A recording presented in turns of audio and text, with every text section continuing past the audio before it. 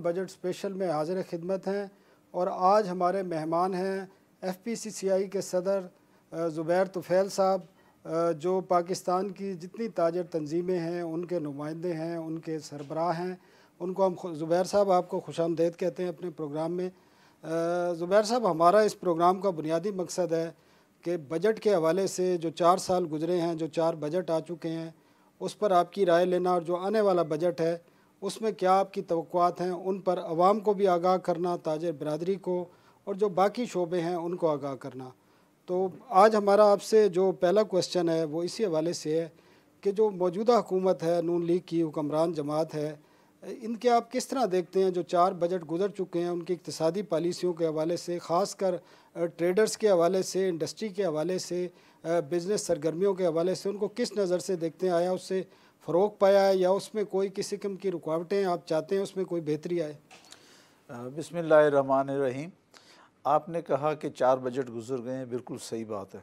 और ये हुकूमत जब आई तो पहला बजट जो था या इनसे पहले जो हुकूमत थी उन्होंने 1900 अरब रुपए तकरीबन जमा किए। तो इसमें एक बात है कि मौजूदा हुकूमत ने हर साल जो है काफ़ी बजट पहले से ज़्यादा कलेक्ट किया और फाइनली ये 1900 से 3600 के करीब पहुंच गए। तो मतलब महसूलात आप कह रहे हैं, महसूलात टैक्सेस जो हैं उन्होंने जमा करने में जितने भी टारगेट्स किए वो हासिल कर लिए, चाहे उसमें आवाम को दिक्कत हुई या कोई भी बात हुई या बिज़नेस कम्युनिटी के ऊपर बोझ पड़ा, और उन्होंने जितने जितने हर साल टारगेट रखे सब हासिल किए। इस दफ़ा 3600 अरब का टारगेट रखा था, जो मैं समझता हूँ कि उसके करीब करीब पहुँच जाएंगे, लेकिन उसको हासिल करना ज़रा मुश्किल होगा। मेरे ख्याल में कोई भी टारगेट हासिल नहीं किया जी। नहीं, हर साल रेवेन्यू का हर साल जो टारगेट दिया गया उसको रिवाइज किया गया, एक मरतबा नहीं कई मरतबा रिवाइज किया गया। आप शायद ये भूल रहे हैं। मैं आपसे इंक्रीज ज़रूर हुआ है। नहीं, मैं आपसे अर्ज़ करूँ, ये पहले होता था लेकिन गुज़िश्ता 3 सालों से कोई डाउनवर्ड नहीं हुआ, इसलिए कि इन्होंने 1900 से बढ़ा के 2400 किया, 2600 के बाद 3100, तो वहाँ पे कोई एक अरब का भी इन्होंने डाउनवर्ड रिवाइज़ नहीं किया आखिरी 3 सालों के अंदर। सिर्फ पहले साल में हुआ था, उसके बाद कोई डाउनवर्ड रिवाइज़ नहीं हुआ। और ये जो टारगेट्स भी रखते थे वो कोई इतने आसान नहीं, टफ़ होते थे, और उसका सारा जो भी क्या कहना चाहिए उसका जो प्रेशर और पेन है वो प्राइवेट सेक्टर बियर करता था, पब्लिक बियर करती थी, और ये उसको फिर उसके बाद जो है अपने जितना भी ज़्यादा से ज़्यादा टैक्स हासिल करते थे, उसके बाद इनकी हुकूमत की नज़र होती थी कि अगले साल इससे मज़ीद ज़्यादा लिया जाए। नहीं, आप क्या समझते हैं, कोई हुकूमत अगर टैक्सेशन रेवेन्यू ज़्यादा इकट्ठा करती है, किस उसका बुनियादी मकसद आया कि ये जो रेवेन्यू ज़्यादा इकट्ठा किया है, आप समझ रहे हैं कि ये इकनॉमिक एक्टिविटी बढ़ने से रेवेन्यू ज़्यादा इकट्ठा हुआ है या इनडायरेक्ट तरीके से ये टैक्सेशन बढ़ाई गई है? देखिए, इकनॉमिक एक्टिविटी तो बिल्कुल बढ़ रही है, हमने देखा है कि इकनॉमिक एक्टिविटी बढ़ रही है, लेकिन जहाँ मुझे हुकूमत से इख्तलाफ है वो भी मैं आपको बताना चाहता हूँ। मैं हमारा एज़ प्रेसिडेंट FPCCI में हमेशा FBR से ये कहता हूँ या फाइनेंस मिनिस्टर साहब से भी कि जो भी आपने टैक्स ज़्यादा हासिल करने हैं इसके लिए टैक्स नेट बढ़ाएँ। आपके नेट में तकरीबन 10 लाख लोग हैं, पहले बीच में 9 लाख हो गए थे, अब मुझे पता चला है कि 10 लाख से कुछ क्रॉस कर लिया है। तो आप जो लोग नेट के अंदर हैं उन्हीं को स्क्वीज़ करते हैं, उन्हीं से सब टैक्स लेते हैं, और ये कोई इतनी अच्छी बात नहीं है। हुकूमत का काम है कि ज़्यादा से ज़्यादा नेट बढ़ाएं। हमारी 20 करोड़ आबादी है, अगर 1% भी अगर आपके पास रिटर्न्स आती हों तो 20 लाख रिटर्न आनी चाहिए। अब मैं आपको मिसाल दूंगा इंडिया की। इंडिया में जितनी भी उनकी आबादी है, 1.25 अरब के करीब आबादी है, वहाँ पे सालाना 37 मिलियन टैक्स रिटर्न्स आती हैं। फिर उसका जवाब बाज़ लोग ये कहते हैं जी उनकी आबादी ज़्यादा है। चलिए आप आबादी को अपनी आबादी से कंपेयर कर लें, 6 टाइम्स का भी अगर आप गिन लें, 6 टाइम्स, तो आप 37 मिलियन को 6 से डिवाइड कर लें तो हमारी जो रिटर्न्स है 6 मिलियन आनी चाहिए। तो 6 मिलियन की जगह हमारे यहाँ तो 1 मिलियन भी नहीं आ रही है। तो इसमें मैं समझता हूँ कि FBR जो है वो अपना जो भी मामलात हैं उनके मामलात टैक्स बढ़ाने के नेट में वो नाकाम रहे हैं। उनको ये तो जो आज के नंबर हैं ये कभी 10 से 9 लाख हो जाते हैं, कभी 10 से 11 लाख हो जाते हैं।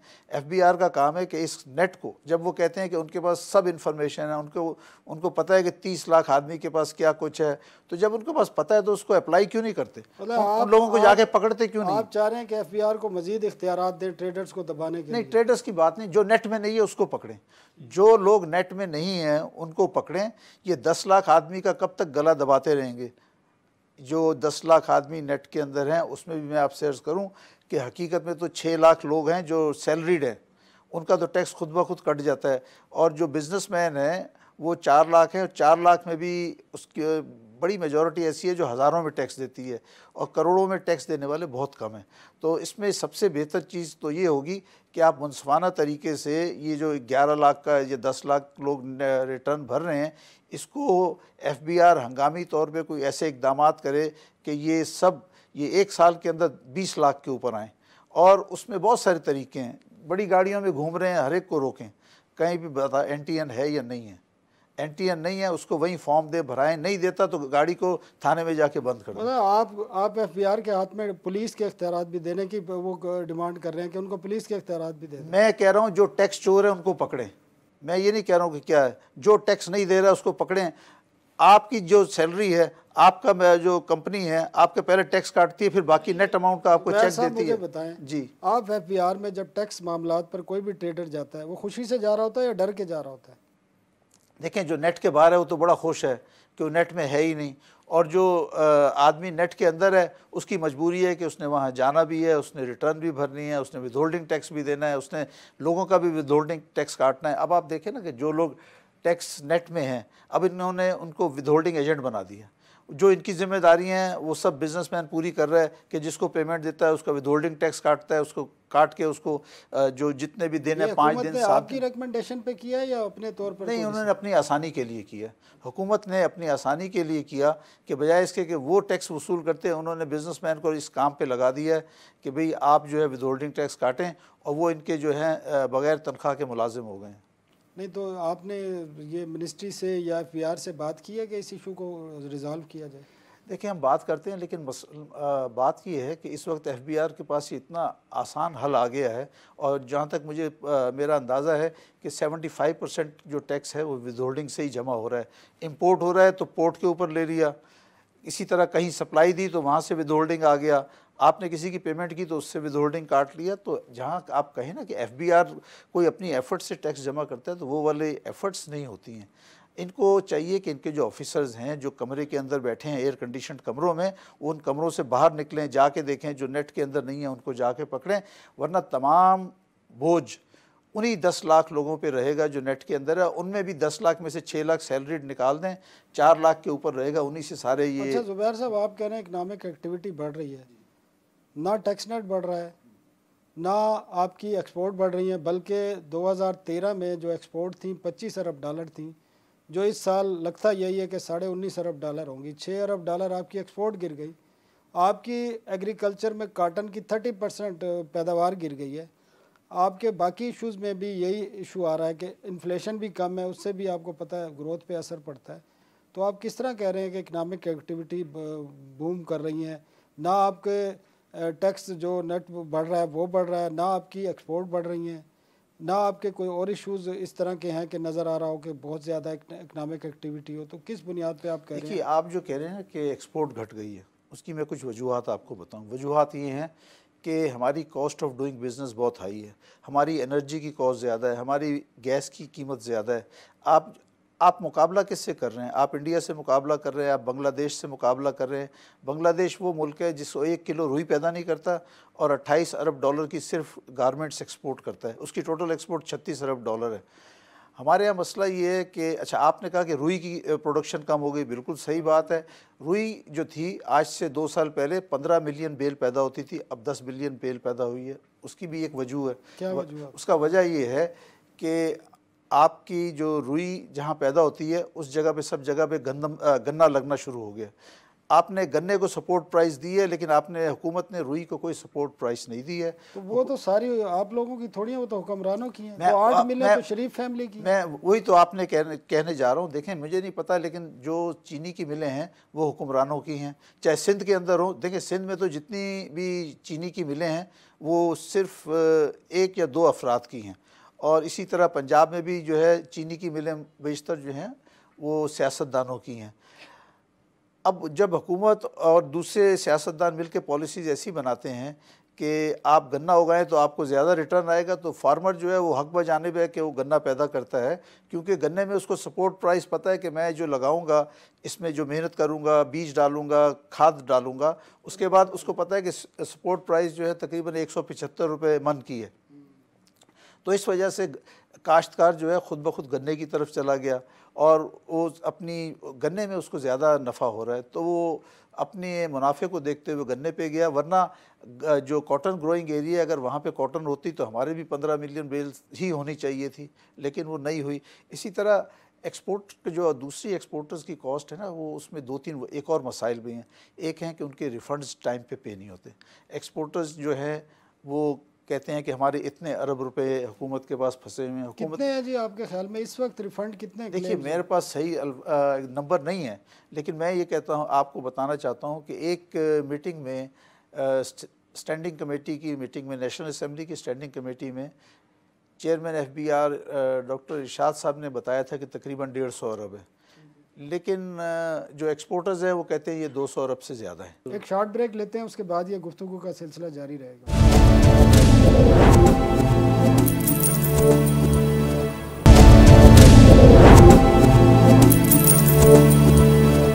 वेलकम बैक जी। ज़ुबैर साहब से हमारी गुफ्तगू जारी है। जी ज़ुबैर साहब, आप रिफ़ंड का जिक्र कर रहे थे। जो हमारी एक बात हुई थी खुर्रम दस्तगीर से, उन्होंने एक्सपोर्ट जो गिरी हैं उसकी सबसे बड़ी वजह यही बताई कि लोगों के पास सरमाया नहीं है, रिफ़ंड रोक लिए गए हैं, और आज से नहीं रुक रहे, 2-3 साल से ये हो रहा है।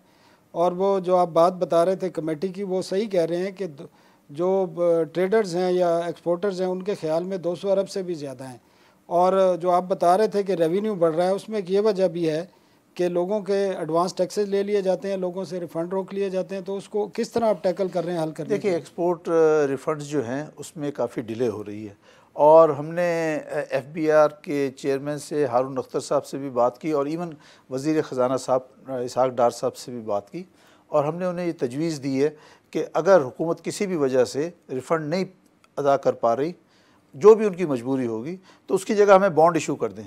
वो एक्सपोर्टर्स को बॉन्ड दे दें, और बॉन्ड जो है वो इनकैशेबल हैं। स्टेट बैंक से हमारी गवर्नर साहब 2 साल से कह रहे हैं। नहीं, ये बात अब तेज़ी से जो है आगे आई है, और मैं समझता हूँ कि 30 जून के बाद कोई ऐसी सूरत होगी, या हुकूमत रिफ़ंड पे करेगी या बॉन्ड इशू करेगी। नहीं तो वजह क्या है, क्यों अदा नहीं करती है हुकूमत? अब ये तो आप हुकूमत से पूछिए, क्योंकि ये मेरे बस में नहीं है। लेकिन मैं इसमें ये कह सकता हूँ कि हुकूमत की कोई ज़रूर मजबूरी होगी कि वो अदा नहीं कर रहे, वरना हम रोज़ दिन और रात TV पे उन हुकूमत के क्या आपके ख्याल में क्या मजबूरी है कि पैसे ट्रेडर्स की हैं और हुकूमत दे नहीं रही? ये पैसे एक्सपोर्टर्स के हैं। एक्सपोर्टर्स के ये पैसे देखें, पैसे एक्सपोर्टर्स के हैं, और उसकी वजह से उनकी एक्सपोर्ट भी मुतासर हुई है, एक्सपोर्ट में भी कमी आई है। तो मैं आपसे बात करूँगा, मेरी चंद दिन पहले भी जो है वज़ीर ख़जाना साहब से बात हुई थी, तो मैंने उनसे यही कहा था कि इनको कोशिश करके, सिर्फ हुकूमत ने आखिरी तकरीबन 52 बिलियन रुपीस पे किए थे, जो अगस्त और नवंबर 2016 में थे, और वो भी उसमें FPCCI का बड़ा रोल था। हमने बराबर जो उन पर दबाव डाला कि इसको अदा किए जाए, तो उस वक्त उन्होंने कहा कि ठीक है, हम 50 अरब अभी देंगे, और साथ कुछ ऐसा इंडिकेट किया था कि फिर फर्स्ट क्वार्टर में भी जो है इतनी रकम दी जाएगी। लेकिन फ़र्स्ट क्वार्टर में अनफॉर्चुनेटली नहीं मिली। हमारे एक्सपोर्टर्स के बहुत सारे RPOs इशू किए गए थे, और उनके अगेंस्ट पेमेंट नहीं हुई। बहरहाल देखिए, मैं चाहता हूँ कि बजाय लड़ाई झगड़े के ये मसला जो है बातचीत से ही हल हो। मैंने जो आखिरी भी बात की है, और मैं अभी भी तवक्को करता हूँ कि इस महीने में इसका हल निकलेगा। हल ये जो ज़्यादा मुझे नज़र आ रहा है, वो हल यही है कि हुकूमत कोई बॉन्ड्स इशू करेगी, और वो बॉन्ड्स भी अगर मिल जाते हैं तो स्टेट बैंक उसके लिए तैयार है कि बॉन्ड्स के अगेंस्ट उसको यहाँ एनकैश कर देंगे, उसमें से जो भी मार्कअप है उसको माइनस करेंगे। अगर 6% पर एनम मार्कअप है तो उसको माइनस करके बाकी पैसे एक्सपोर्टर्स को कैश दे देंगे, कर सकती है। तो बेस जो टैरिफ है पिछले 3 साल के दौरान नेपरा ने 3 मरतबा बेस टैरिफ कम किया, आपको पता होगा। जी जी। पहली दफ़ा जब कम किया तो हुकूमत ने टैरिफ रैशनलाइजेशन सरचार्ज लगा दिया उस पर, वो पास ऑन नहीं किया। दूसरी दफ़ा किया फिर टैरिफ रैशनलाइजेशन सरचार्ज लगा। तीसरी मरतबा किया तो जो मैं चीज़ें करता हूँ, हिस्ट्री में पहली दफ़ा स्टेट हाई कोर्ट में जाके उस पर स्टे ले लिया। जी हाँ। ठीक है, तो आप किस तरह कह रहे हैं कि हुकूमत बिजली की कीमतें कम करेगी या कम हो जाएंगी, जब आपको याद है कि 2013 में फर्नेस ऑयल $120 पर बैरल था, $140 था, अब 3 साल से $40 पर बैरल एवरेज है, तो कॉस्ट तो कम हुई है, तो वो पास ऑन कब होगी आप? देखिए, कॉस्ट कम हुई है। आपको एक बात बताऊं, पेट्रोल आपके मुल्क में ना इस पूरे रीजन में सबसे सस्ता पेट्रोल है। आप कहीं भी देख लें, इंडिया, श्रीलंका, बांग्लादेश, सब जगह पे हमारे से महंगा पेट्रोल है। तो हुकूमत, जहाँ तक पेट्रोल का ताल्लुक है, तो हुकूमत ने तमाम उसके बेनिफिट जो हैं वो पब्लिक को पास ऑन किए। सर, पेट्रोल पे जीएसटी कितना है इस वक्त आपके ख्याल? देखिए, पेट्रोल पे जीएसटी ज़्यादा है, मुझे पता है कि एवरेज 7। डीजल पे कितना है सर? देखें, एवरेज नॉर्मल आपका जीएसटी 17% है, लेकिन इसका जीएसटी जो है वो बाज़ दफ़ा 37-40% तक चला जाता है। सर, डीजल पे इस वक्त 33% है जी, पेट्रोल पे 21% है, और इन पे पीडीएल अलहदा है। जी जी। और एक वक्त ये था कि डीजल पर 90% जीएसटी था। और आपको पता है कि ऑयल की जो टोटल कंजम्पशन है उसमें 65% डीजल है और 34% पेट्रोल है, 1% मिट्टी का तेल है जिस पर टैक्सेशन कम है। तो आप किस तरह कह रहे हैं कि उन पर? देखें, आपने जो 90% कहा ना, इसका मेरे इल्म में नहीं है। नहीं, 90% नहीं होगा। देखें, कभी भी आप नोटिफिकेशन दिखाइएगा, मैं इससे एग्री नहीं करता हूँ। 90% जो टैक्स है वो डीजल पे जीएसटी नहीं हो सकता। 2 महीने रहा है सर। चलिए, मैं आपसे फिर ज़रूर प्रोग्राम के बाद मैं चाहूँगा कि आप मुझे दिखाएं कि जीएसटी 90% कब था डीजल के ऊपर। अच्छा, दूसरी बात ये है, आपने कहा कि बिजली का रेट कैसे कम होगा। आपको पता है कि आजकल जो पीटीसीएल वाले हैं, सबके घर में टेलीफोन करते हैं कि नेट लगवा लें, इंटरनेट का कनेक्शन लगा लें, टेलीफोन लगवा लें। ये जिस दिन 10,000 मेगावाट सप्लाई, मतलब आप समझते हैं सप्लाई ज़्यादा होगी? देखिए, मैं आपसे बताऊं, जिस दिन 10,000 मेगावाट सिस्टम में आएगा, ये वापडा और के इलेक्ट्रिक वाले कंज्यूमर के घर में टेलीफोन करेंगे कि आप हमसे बिजली ले लें, इंडस्ट्री के पास जाएंगे कि आप हमसे इंडस्ट्रियल कनेक्शन ले लें। ये टाइम ज़्यादा दूर नहीं है, इसमें हुकूमत की कोई इतनी बड़ी वो काविश नहीं होगी, ये सप्लाई एंड डिमांड की बात है। अच्छा, जितने पावर प्लांट लग रहे हैं, जो चाइनीज़ लगा रहे हैं, वो कोई हमारे गवर्नमेंट के नहीं हैं, वो सारी चाइनीज़ कंपनीज़ पावर प्लांट लगा रही हैं। उन्होंने उस बिजली को बेचना है, और चाइनीज़ ने ये सारे पावर प्लांट जो हैं बैंकों से कर्ज़े लेके लगा रहे हैं, और ये कोई हमारी गवर्नमेंट के ऊपर कर्ज़ा नहीं है। जितने पावर प्लांट के कर्ज़े हैं ये उन पावर प्लांट्स के ऊपर है और उन चाइनीज़ कंपनी ने अदा करना है। सर, उसमें तो वो जो एग्रीमेंट है उसमें आप गारंटेड हैं, आपको वो खरीदनी है, और आपको उनको रेट ऑफ रिटर्न 20-22% देना है। देखिए, वो अपनी जगह है, लेकिन जो भी पावर प्लांट लगेंगे, इन्होंने बिजली बेचनी है, रेट भी कम करना है। देखिए, कोयले से बिजली की कीमत, मैं आपसे अर्ज़ करूं, मेरा ज़ाती तजुर्बा है कि 10 रुपये से कम है, लेकिन मेरे और जो सनतकार हजरात जिनकी बड़े कोल पावर प्लांट है, वो कहते हैं इससे भी बहुत कम है। अच्छा ज़ुबैर साहब, ये बताएं, इस वक्त आप क्या समझते हैं, जो आप जिस तबके के नुमाइंदे हैं, उनके मेन जो हैं मुश्किलात हैं, रुकावटें हैं, जिनको आप लेके आपने मिनिस्टर्स के पास भी जाना है, अब कराची से आप आए हुए हैं तो आपने मीटिंग्स भी करनी है, तो क्या प्रपोज़ल है आपकी, क्या मुश्किलात हैं लोगों की जिनको आप हल करने के लिए आए हैं यहाँ? देखिए, सबसे पहले मैं आपको इनको 2 हिस्सों में तकसीम करूँगा। एक तकसीम करूँगा एक्सपोर्टर्स के बारे में। एक्सपोर्टर्स से मेरी जितनी भी बातचीत होती है, वो कहते हैं हमारी कॉस्ट ऑफ प्रोडक्शन ज़्यादा है, इस वजह से हम एक्सपोर्ट नहीं कर पा रहे, और उसमें सबसे बड़ी बात वो बिजली की कॉस्ट कहते हैं और गैस की भी कहते हैं। जी, छोटा सा वक्फा लेते हैं, फिर दोबारा ये गुफ्तगू का सिलसिला जारी रहेगा।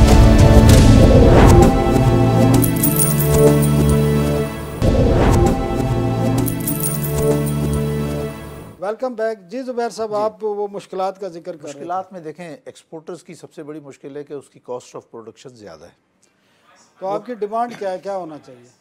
देखिए, जो एक्सपोर्टर्स हैं उनकी ये डिमांड है कि बिजली के रेट में 3 रुपये फ़ी यूनिट कमी होनी चाहिए। तो आपसे प्राइम मिनिस्टर ने 2 साल पहले वादा किया था कि 3 रुपये कमी कर रहे हैं, ऐलान भी किया था। हाँ, कमी कर रहे हैं, लेकिन वो बेस रेट में कमी नहीं हुई थी आज तक। उसमें तो जितना भी फ्यूल एडजस्टमेंट था उसी में कमी होती गई, क्योंकि फ्यूल सस्ता होता गया, तो फ्यूल सस्ता होने की वजह से वो 3 रुपये से ज़्यादा रेट कम हो गया। लेकिन जो एक्सपोर्टर्स चाहते थे बेस रेट कम नहीं हुआ, बेस रेट कम नहीं हुआ। लेकिन जब उसके फ्यूल की कॉस्ट ही कम हो गई तो हुकूमत ये कहती है कि आपने तो 3 रुपये कम कहा था, हमने 3 रुपये कम कर दिया। मतलब आपके साथ भी हाथ किया जा रहा है। ठीक है, तो बाकी क्या चाहते हैं, बाकी क्या डिमांड है? दूसरी चीज़ वो ये चाहते हैं कि एक तो उनके एक्सपोर्टर्स के रिफंड्स दिए जाएं। इसमें मैं फिर से जो भी मेरी बातचीत होगी, मुझे मौका मिलेगा वज़ीर ख़जाना साहब से बात करने का, तो मेरी उनको 2 प्रपोज़ल होंगी। एक तो ये कि या तो बजट के बाद ये जितना भी रिफ़ंड है जो कि क्लियरली डिफ़ाइन हो चुका है वो अदा कर दें, और अगर किसी वजह से हुकूमत अदा नहीं कर सकती तो उसके बॉन्ड्स इशू कर दें। एक आसान तरीका है, क्यों बिला वजह आप इंडस्ट्री से या एक्सपोर्टर से क्यों फ्रिक्शन रखना चाहते हैं? इस मसले का हल हो सकता है, ये नहीं कि नहीं हो सकता।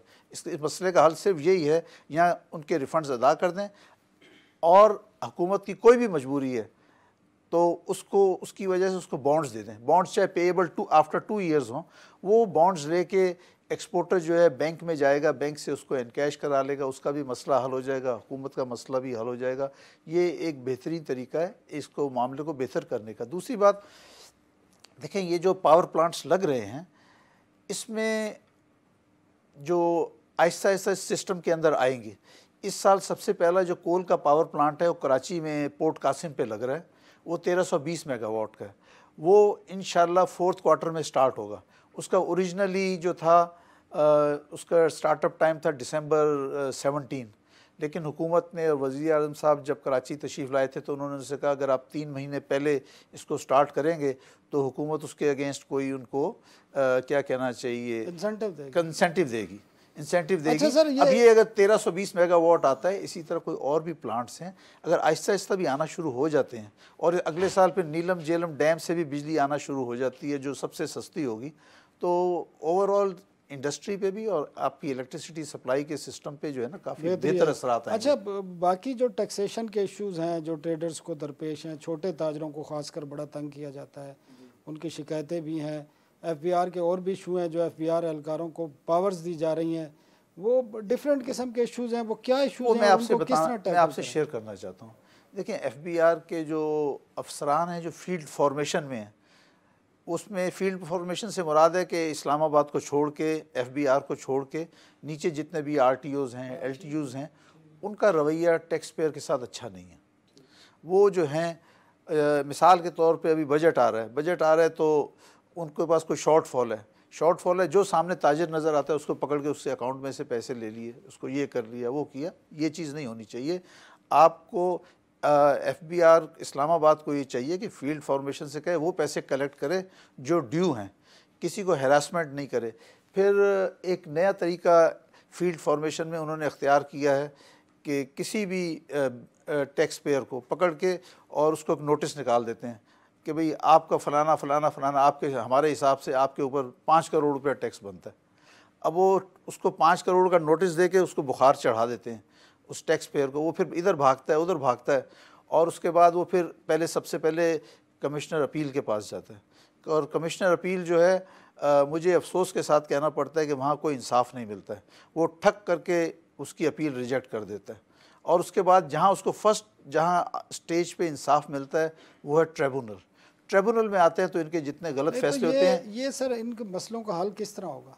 आप तो ये उठाते रहते हैं। देखिए, हम उठाते रहते हैं, हम और क्या कर सकते हैं? हम यही कहेंगे ना हुकूमत से कि ये काम गलत हो रहा है। मैं आपके सामने इस चैनल के ज़रिए हुकूमत से कह रहा हूँ कि फील्ड फॉर्मेशन के लोग इंतहाई ज़्यादती कर रहे हैं, टैक्स पेयर्स को तंग कर रहे हैं। ये नहीं होना चाहिए। जितना ड्यू टैक्स है वो लिया जाए। असल मसला है, अगर आपने टैक्स लेना है तो हुकूमत का काम है कि नेट को बढ़ाए, और नेट को बढ़ाना कोई मुश्किल काम नहीं है। आप इन्हीं ऑफिसर्स को कोई सैलरी के अलावा लगा दें कि भाई अगर आपने इंसेंटिव कि आप इतने नए टैक्स पेयर लेके आए, आपको इतने 1000 रुपये पर पर्सन मिलेगा, तो ये देखिएगा कि किस तरह। आपकी तंजीमों से कोई प्रपोजल हुकूमत ने ली हैं? अगर ली हैं और पहले भी लेते रहे हैं तो उनको कितना कंसिडर करती है? देखिए, कुछ प्रपोजल्स को माना जाता है, कुछ और अक्सर को नहीं माना जाता। अभी भी हमने इनको हुकूमत को एक प्रपोजल दी है कि सेल्स टैक्स जो है ये 17 से कम करके 15 कर दिया जाए, और उससे जो है हर चीज़ की कीमत में 2% कमी आएगी, और उसका यकसा असर गरीब और अमीर सबको मिलेगा। तो लेकिन अभी पिछले हफ्ते हमारी बातचीत हुई FBR में, तो उन्होंने कहा जी हमने आपकी बात सुन ली है, हम इस पे गौर करेंगे। अब मुझे देखें बजट आने में भी अब तकरीबन बहुत कम दिन रह गए हैं, 2 हफ्ते तकरीबन होंगे। तो मैं उम्मीद करता हूं कि अगर आज कोई मौका मिला तो आज दोबारा मैं FBR में जाके इस पे बात करूंगा। अब तक आपकी हुकूमत ने, FBR ने या फाइनेंस मिनिस्ट्री ने, आपकी तंजीम FPCCI या जो बाकी चैम्बर्स हैं उनको कितना मौका दिया है? बजट क्योंकि बन चुका है, मेरी इतलात के मुताबिक चीज़ें तकरीबन फ़ाइनल हो चुकी हैं, अभी बजट की स्पीच बननी है। देखिए बजट बन चुका है, आपकी बात ठीक है, लेकिन उसमें ऐसा होता है कि अगर हुकूमत के ऊपर दबाव डाला जाए, आखिरी वक्त में भी हुकूमत रद्दोबदल करती रहती है। और इसमें सबसे जो अहम चीज़ है वो सेल्स टैक्स है। सेल्स टैक्स का इसमें कमी होनी चाहिए। और दूसरा मैं चाहूँगा कि हुकूमत चीनी की सब्सिडी बंद करे। ये जो चीनी की सब्सिडी दे रही है, ये किसी और जगह किसान को क्यों नहीं सब्सिडी देती? आप उसको रुई वाले जो फार्मर है, जो रुई पैदा करता है, उसकी कोई मिनिमम एक्सपोर्ट सब्सिडी की बात कर रहे हैं? पता नहीं, इंटरनल फ्रेट और एक्सपोर्ट, ये वो हर तरह की सब्सिडी सिर्फ चीनी को मिल रही है। तो वो क्यों मिल रही है जी, पता है आपको? आपको पता है ना, आपको भी पता है, मुझे भी पता है। नहीं, वो आप बताएं ज़रा। मैं तो कह रहा हूँ कि क्योंकि तमाम बेशतर शुगर मिलें जो है वो सियासतदानों की हैं, तो पार्लियामेंट में सब उनकी अक्सरियत होती है, तो अपने हिसाब से जो है वो अपनी इंडस्ट्री को प्रोटेक्ट करते हैं। और जो बेचारा फार्मर, गरीब फार्मर है, वो जो है जिस हाल में है उसी तरह अपनी ज़िंदगी। अच्छा, आप एज ए ट्रेडर्स भी हैं, नुमाइंदे भी हैं, जो आपने बात की है बड़ी उसमें गौर करने की है। आप क्या समझते हैं कि जो पब्लिक ओहदे हैं, जिस तरह के वज़रा हैं, प्राइम मिनिस्टर हैं, चीफ मिनिस्टर्स हैं, उनका बिज़नेस से कोई ताल्लुक़ होना चाहिए आफ्टर जो ये ओहदे संभालने के बाद? मेरा ख्याल है कि जो अहम ओहदे हैं वो संभालने के बाद उनको कारोबार से हट जाना चाहिए। अगर वो किसी कारोबार का हिस्सा हैं, उसके डायरेक्टर हैं, चेयरमैन हैं, मैनेजिंग डायरेक्टर हैं, तो कोई भी शख्स जो हुकूमत के अहम ओहदे पे है, उसको उस कंपनी के अंदर डायरेक्टर या मैनेजिंग डायरेक्टर या चेयरमैन नहीं रहना चाहिए। एक छोटा सा वक्फा लेते हैं और उसके बाद हम ज़ुबैर साहब से कराची में ख़ासकर जो इशू हैं ताजरों को, उस पर भी बातचीत करें।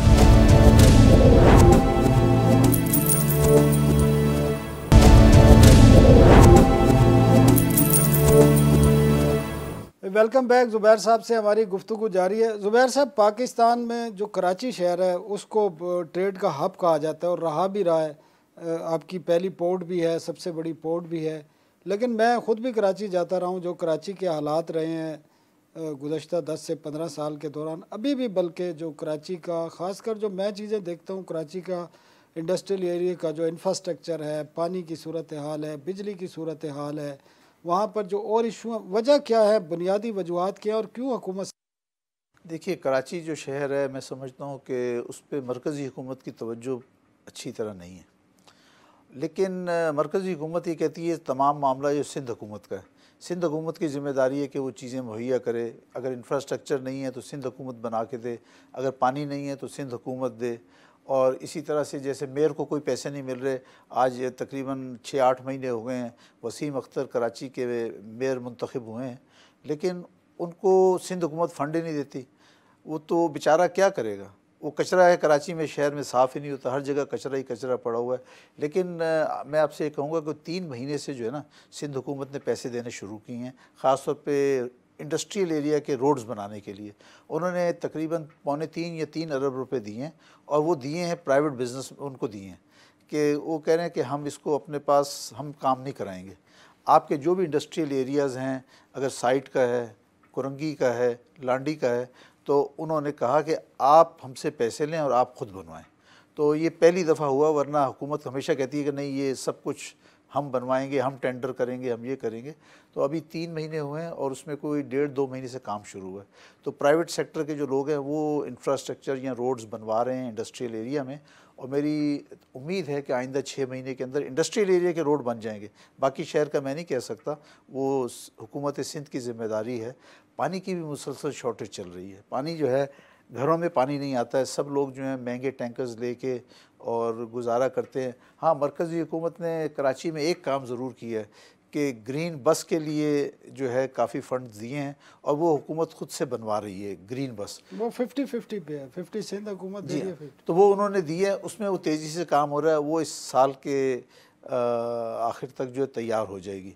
तो उसमें एक बहुत बड़ा इलाका कराची का, जहाँ से कि लोग ख़ास तौर पे लो इनकम के लोग रहते हैं, सफ़र करते हैं, फैक्ट्रियों में आते हैं, काम के लिए आते हैं, शहर में आते हैं, उनके लिए तो आसानी पैदा हो जाएगी, लेकिन वो कराची का एक हिस्सा है। इसी तरह कराची के 3 और हिस्से भी हैं जहाँ पे कम आमदनी वाले लोग रहते हैं, वहाँ पे भी ज़रूरत है।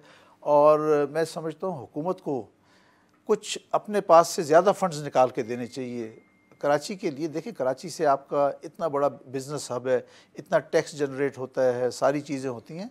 तो मरकज़ी हुकूमत को ये नहीं कहना चाहिए कि ये सूबाई हुकूमत का मामला। ठीक है, सूबाई हुकूमत का मामला अपनी जगह ठीक है, उसके साथ साथ मतलब पंजाब की तरह ट्रीट करना चाहिए। जी हाँ, जैसे इंफ्रास्ट्रक्चर पंजाब में तेज़ी से बन रहा है, बढ़ रहा है, इसी तरह कराची में भी बनना चाहिए, सिंध में भी बनना चाहिए। तो कराची में जो ऑपरेशन है उससे आप क्या समझते हैं, किस हद तक बेहतरी आई है? अब लोगों में जो सिक्योरिटी का एक वो था, खौफ था, वो ख़त्म हुआ है, और मज़ीद उसमें क्या बेहतरी आ सकती है? देखिए, मैं आपसे एक बात कहूँ, जहाँ तक सिक्योरिटी का ताल्लुक है, कराची इस वक्त बहुत पुरअमन शहर हो गया। हम रात को 11-12 बजे शादियों में जाते हैं। कराची में, लाहौर में या पंजाब में तो एक अच्छी बात है कि 10 बजे शादियां ख़त्म हो जाती हैं। कराची में खाना ही रात को 11 या 12 बजे खुलता है, तो शादियां 12 से 1 बजे तक चलती हैं। तो हम रात को 1-1 बजे घर वापस आते हैं, तो बिल्कुल पुरसुकून शहर होता है, कहीं कोई मसला मसाइल नहीं होता है। हुकूमत और फ़ौज ने और रेंजर्स ने कराची में जो भी इक़दाम लिए, उसके तहत आखिरी 2 सालों में तो बहुत बेहतरी आई है। ये सन 13 से जो है एक्शन शुरू हुआ था, और उसके बाद आहिस्ता आहिस्ता इसमें रेंजर्स ने बहुत ज़्यादा किरदार अदा किया। गवादर को किधर देख रहे हैं आप फ्यूचर में? ग्वादर जो है, मैं समझता हूँ कि ग्वादर एक ऐसा शहर होगा कि जहाँ पाकिस्तान भर के लोग जो हैं वहाँ जाके सनतें लगाएंगे, और उसके ज़रिए ग्वादर के लोगों की तो ज़िंदगी में बेहतरी आएगी, लेकिन ओवरऑल बलूचिस्तान में भी आएगी। सी पैक के रूट से जहाँ भी हाईवे गुजरेगी, उसके अतराफ़ में सब जगह पे मुख्तलिफ़ शहर छोटे छोटे आबाद होंगे। उसका फ़ायदा बलूचिस्तान के लोगों को पहुँचेगा, और उनका ये पहला हक़ है कि जहाँ से भी वेस्टर्न रूट, ईस्टर्न रूट, जहाँ से भी रूट गुज़रते हैं, उस पर सबसे पहले वहाँ पे जो छोटे कारोबार हैं वो करने का बलूचिस्तान के लोगों का हक़ है, और उन्हीं को देना चाहिए। और मैं आपको एक बात बताऊं कि ग्वादर के अंदर 2 सनती ज़ोन हैं। एक सनती ज़ोन जो अभी तैयार हुआ है वो बहुत छोटा सा है, वो तकरीबन 72 एकड़ के ऊपर है, वो बिल्कुल बंदरगाह के ऊपर है। लेकिन उसके साथ 2200 एकड़ एक जगह है जिसको तैयार कर रहे हैं। उसके अंदर चाइना के लोग भी सनतें लगा सकते हैं और पाकिस्तानी भी लगा सकते हैं। आपके साथ कोई कंसल्टेशन है उसमें? बिल्कुल है। उसमें हम जो है प्लानिंग डिवीज़न का मैं ख़ुद मेंबर हूँ, प्लानिंग एंड डेवलपमेंट डिवीज़न का मैं ख़ुद मेंबर हूँ, और उसमें हमारे से रब्ता भी होता है, बातचीत भी होती है। आज से तकरीबन 3 हफ़्ते पहले जो है प्रोफेसर एहसन इकबाल साहब ग्वादर भी आए थे, वहाँ भी हमने एक मुश्तरका एक सेमिनार भी किया था, और उन्होंने भी बताया कि क्या होने जा रहा है। लेकिन जब 2200 एकड़ के ऊपर सनतें लगेंगी, ग्वादर का तो हर आदमी वहाँ खप जाएगा। वहाँ जो भी काम करने वाला आदमी, वहाँ तो आबादी कम है, देखिए वहाँ की आबादी 90,000 के करीब है, वो तो सब खप जाएंगे। लेकिन उसके अलावा बलूचिस्तान के आसपास में, बलूचिस्तान के दूसरे इलाके खुजदार से, कोयटा से और किला सैफुल्ला से, इन तमाम जगहों से जो लोग हैं, अगर वो भी ग्वादर में आएंगे तो इस 2200 एकड़ के अंदर सबको रोज़गार मिलेगा। इसके अलावा सी पैक के अंदर एक स्पेशल इकनॉमिक जोन्स बन रहे हैं, जो हर सूबे में 2 बनेंगे। हर सूबे में 2 बनेंगे, 2 सिंध में, एक कराची में दाबेजी के पास बनेगा, दूसरा सखर में बनेगा। इसी तरह बलूचिस्तान में भी 2 जोन्स बनेंगे जो ग्वादर से हट के हैं। पंजाब में भी 2 जोन्स बनेंगे, और KPK में भी 2 जोन्स बनेंगे। एक जो है वो गिलगित बल्तिस्तान में बनेगा। जो जब तमाम जोन्स हैं, इनमें जब सनतें लगेंगी, तो मैं समझता हूँ इसमें हज़ारों नहीं लाखों रोज़गार पैदा होंगे, और उस तमाम इलाके के लोगों को रोज़गार मिलेगा। FPCCI के सदर ज़ुबैर तुफ़ैल साहब हमारे साथ मौजूद थे, और FPCCI की तरफ से, ट्रेडर्स की तरफ से उन्होंने हुकूमत से मुतालबा किया है कि नए बजट में जनरल सेल्स टैक्स की शरह 17% से कम करके 15% की जाए, और उन्होंने बिजली और गैस की कीमतों में भी जो कास्ट कम हुई है उसको पास ऑन करने का मुतालबा किया है, इंडस्ट्री के लिए, ख़ासकर डोमेस्टिक के लिए और कमर्शियल सार्फिन के लिए। तो ये उनकी डिमांड्स थी बजट के हवाले से। ज़ुबैर साहब, थैंक यू वेरी मच। बहुत शुक्रिया, मेहरबानी, थैंक यू।